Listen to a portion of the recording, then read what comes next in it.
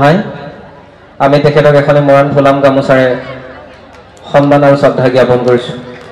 ইয়াৰ পিছতে আমাৰ মাজত উপস্থিত আছে তৰুণ বৰুৱা আৰু আমাৰ মাজত উপস্থিত আছে পুলক চেতিয়া, আমাৰ তিনিচুকীয়া পৌৰসভাৰ সন্মানীয় অধ্যক্ষ। তো আমি পুলক চেতিয়া দেৱকো এখনে মৰাণ ফুলাম গামোচাৰে আমি সন্মান আমাৰ মঞ্চলৈ আমি আমন্ত্ৰণ জনাইছো।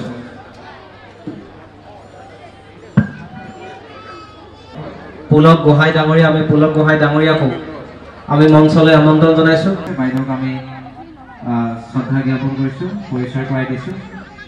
ইয়াৰ পিছতে আমাৰ হিমাদ্ৰী মেজ বাইদেউ আমাৰ মাজত আছে। আমি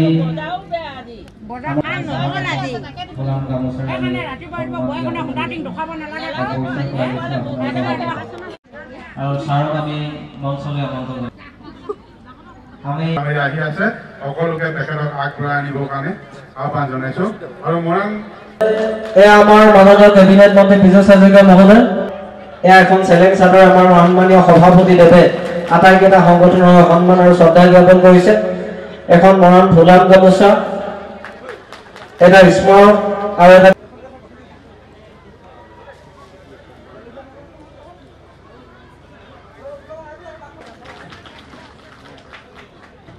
চিকিৎসক, তেখেতে চিকিৎসা সেৱাৰ জৰিয়তে মানৱ সেৱা কৰি সমগ্ৰ অঞ্চলটোতেই তেখেতে জনপ্ৰিয়তা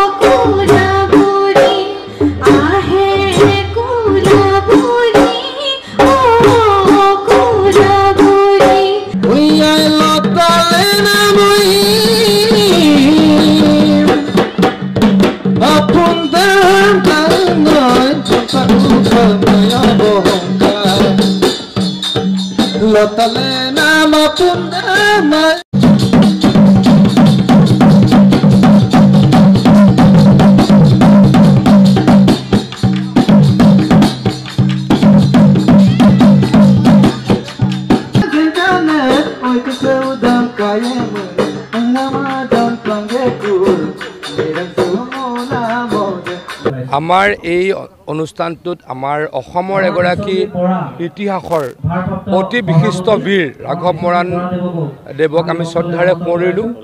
আমি আজিৰ এই দিনটোত অসমে বীৰ ৰাঘৱ মৰাণ দিৱস হিচাপে পালন কৰোঁ আৰু আমাৰ চৰকাৰে বীৰ ৰাঘৱ মৰাণ ডাঙৰীয়াক তেখেতক সন্মান প্ৰদৰ্শন কৰিবলৈ, শ্ৰদ্ধা নিবেদন কৰিবলৈ যথেষ্ট ব্যৱস্থা ইতিমধ্যে হাতত লৈছে আৰু যদি ভৱিষ্যতে কিবা কৰিব লাগে আমাৰ চৰকাৰখনে কৰিব বুলি মই প্ৰতিশ্ৰুতিবদ্ধ।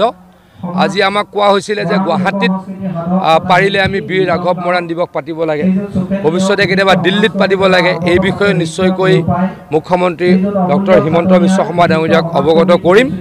ৰাইজৰ আশীৰ্বাদত এই কামটো কৰিবলৈ হয়তো কেতিয়াবা পাৰিম বুলি মই আশা ৰাখিছোঁ।